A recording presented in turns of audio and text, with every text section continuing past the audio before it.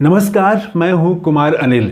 Doctor Bhimrao Ambedkar की पुस्तक बुद्ध और उनका धम्म, इसकी 18वीं कड़ी लेके मैं आपके सामने उपस्थित हूं।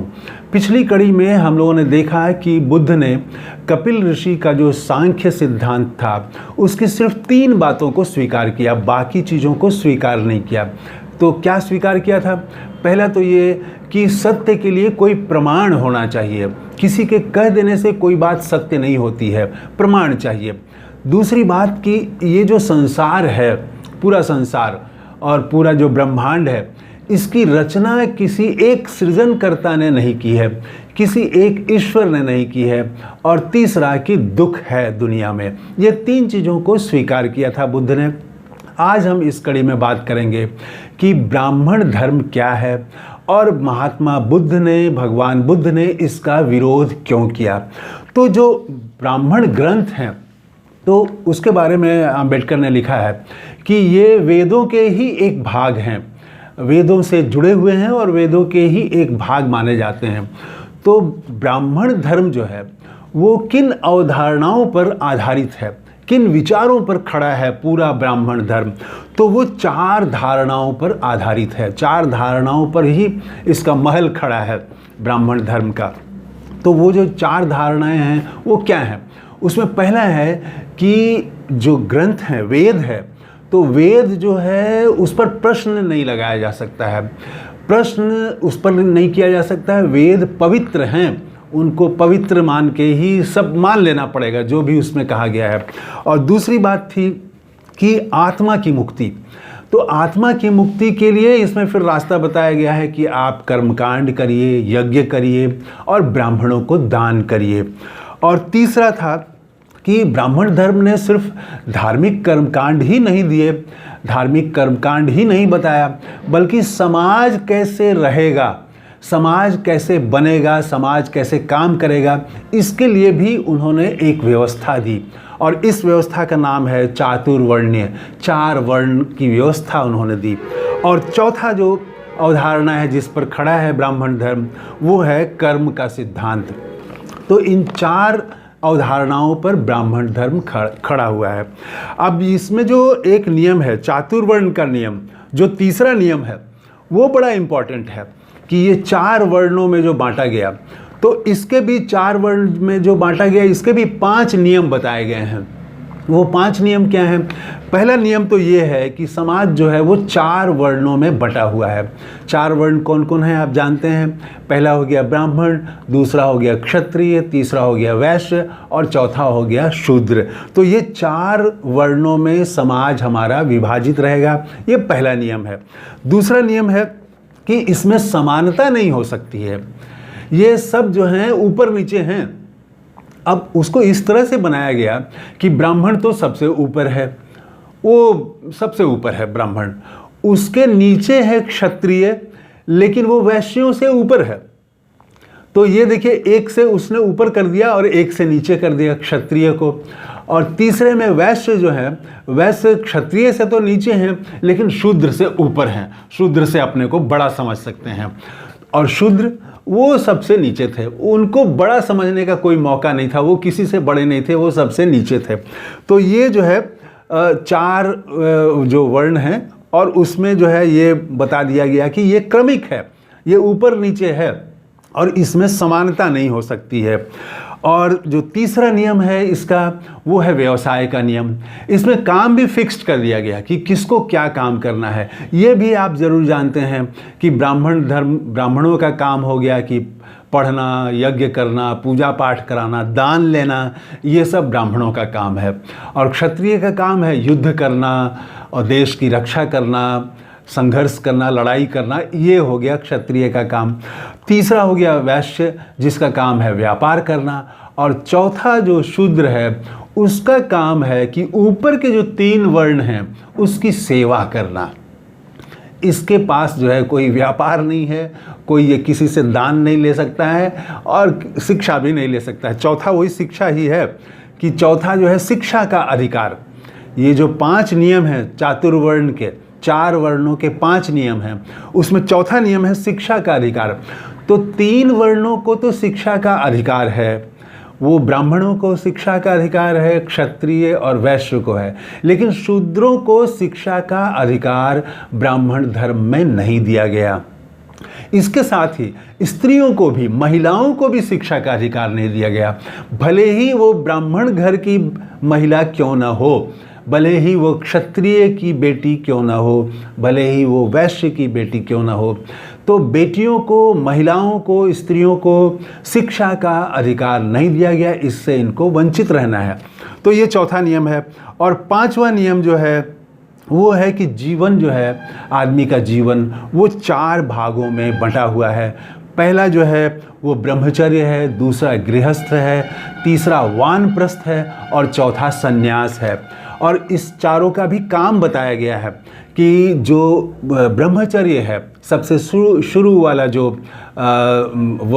अवस्था है, आश्रम है, उसमें उसका काम क्या है, उस अवस्था में पढ़ाई करना है, अध्ययन करना है। तो ये ब्रह्मचर्य आश्रम का काम हो गया। इसके बाद हो गया दूसरा आश्रम जो है वो है गृहस्थ आश्रम। वो वैवाहिक जीवन उसमें बिताना है, उसमें आप शादी होगी, बाल बच्चे होंगे, तो आप मौज मस्ती, ये वाला जो है वो दूसरे में है, गृहस्थ आश्रम में है। और तीसरे में है कि वो जो है वानप्रस्थ। तो वानप्रस्थ का मतलब ये है कि आप जो है सन्यास के लिए प्रिपरेशन करिए, उसकी तैयारी करिए। आप घर में रहते हुए घर के काम से आप मुक्त हो जाइए, बंधन से मुक्त हो जाइए, खुद को घर की जिम्मेवारी से मत रखिए बांध के।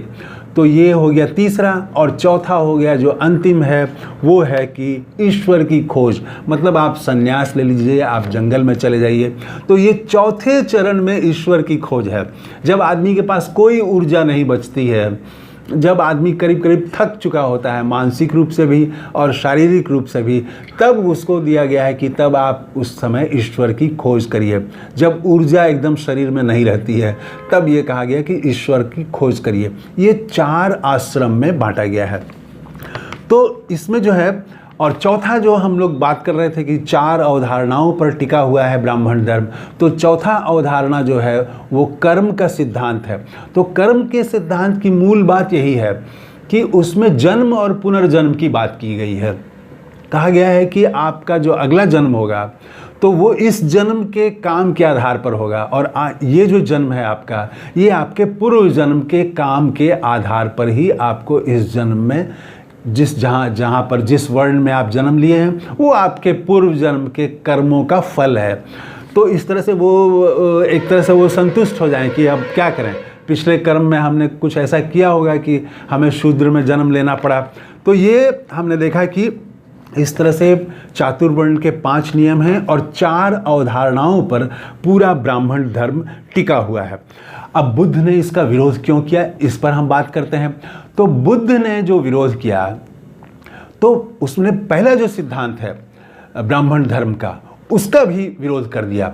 उन्होंने जैसे पहला सिद्धांत हम लोगों ने देखा कि क्या है, वो है कि जो वेद हैं वो पवित्र हैं और उन पर सवाल खड़ा नहीं किया जा सकता है। बुद्ध ने कहा कि कोई भी चीज़ ऐसा नहीं है जिस पर सवाल खड़ा नहीं होना चाहिए। तो सवाल तो होना चाहिए, बुद्धि को ऊपर होना चाहिए, विवेक को ऊपर होना चाहिए। जैसे ही आप मान लेते हैं कि ये चीज़ पवित्र है और इस पर कोई सवाल नहीं किया जा सकता है, वैसे ही आदमी के मस्तिष्क का विकास, बुद्धि का विकास बंद हो जाता है। तो उन्होंने कहा है कि मस्तिष्क को खुला रहना चाहिए। आज जो हम विचार बना रहे हैं, कल उसमें बदलाव हो सकता है। तो इसको उन्होंने खारिज किया कि वेद जो हैं पवित्र हैं और उन पर सवाल नहीं खड़ा किया जा सकता है, ये उन्होंने कहा। देखिए, ये बहुत बौद्धिक बात है।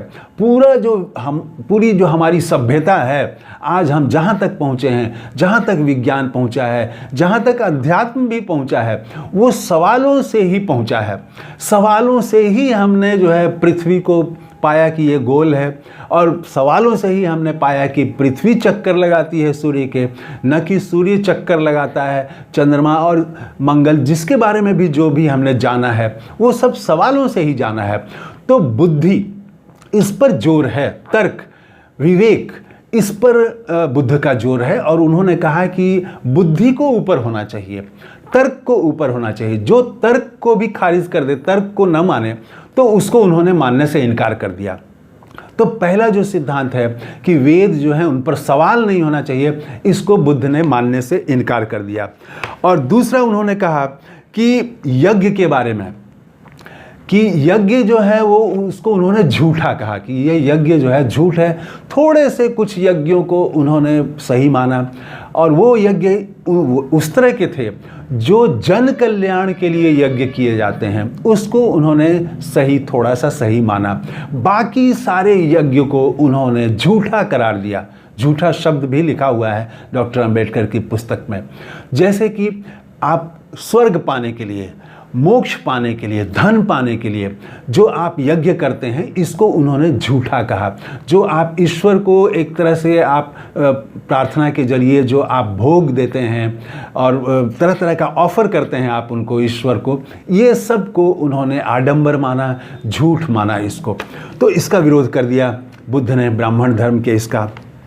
और इसी तरह से उन्होंने जातिवाद का विरोध किया। जो वर्ण में बटा हुआ है हमारा समाज, जो बांटा ब्राह्मण धर्म ने कि 4 वर्णों पर, 4 वर्णों में विभक्त होगा, असमानता होगी, और सबका काम भी फिक्स्ड कर दिया। ऐसा नहीं कि जो है वैश्य का काम है व्यापार करना तो वो पढ़ाई करने लगे, वो इंजीनियरिंग करने की सोचे, नहीं, वो पढ़ाई करना काम जो है वो ब्राह्मणों का काम है। और शूद्र भी युद्ध करने के बारे में नहीं सोच सकता है, हथियार नहीं उठा सकता है वो, क्योंकि वो भी काम फिक्स्ड है। तो और ये क्रमिक है, तो एक जो है एक से नीचे है तो उसको नीचे का भाव उत्पन्न होता है उसमें कि हम तो फलां से नीचे हैं, लेकिन उसको संतोष इस बात से होता है कि अच्छा हम फलां से ऊपर हैं। तो एक को वो, एक से शोषित अगर हो रहा है तो दूसरे को वो शोषित कर सकता है, दूसरे पर उत्पीड़न कर सकता है। ये जो व्यवस्था है ये बहुत खतरनाक व्यवस्था है। ये जो क्रमिक ऊपर नीचे वाला जो एक सिस्टम है जातियों में, और सबको एक दूसरे से ऊपर बनाया गया है, एक दूसरे से बड़ा, एक दूसरे से श्रेष्ठ का भाव दिया गया है। इसके अलावा भी ब्राह्मण धर्म का बुद्ध ने एकदम बहुत ज़बरदस्त विरोध किया, और जातिवाद पर तो खास करके विरोध किया। जातिवाद जो वर्ण व्यवस्था बनाई ब्राह्मण धर्म ने, उसको तोड़ने वाले भारतीय इतिहास में बुद्ध पहले व्यक्ति हैं जिन्होंने ब्राह्मण धर्म के इस वर्णाश्रम व्यवस्था को, वर्ण व्यवस्था पर हमला किया, उसको तोड़ा, उसको माना नहीं, और समाज में बदलाव ला दिया। उन्होंने क्रांति कर दी। पहले क्रांतिकारी थे इस दृष्टि से बुद्ध। तो और भी उन्होंने ब्राह्मण धर्म का किस किस तरह से विरोध किया, ये हम अगली कड़ी में बात करेंगे। तो कैसा लगा ये वीडियो, कमेंट करके ज़रूर बताइएगा। बुद्ध को नमस्कार करते हुए ये कड़ी समाप्त करता हूँ। धन्यवाद। जय हिंद।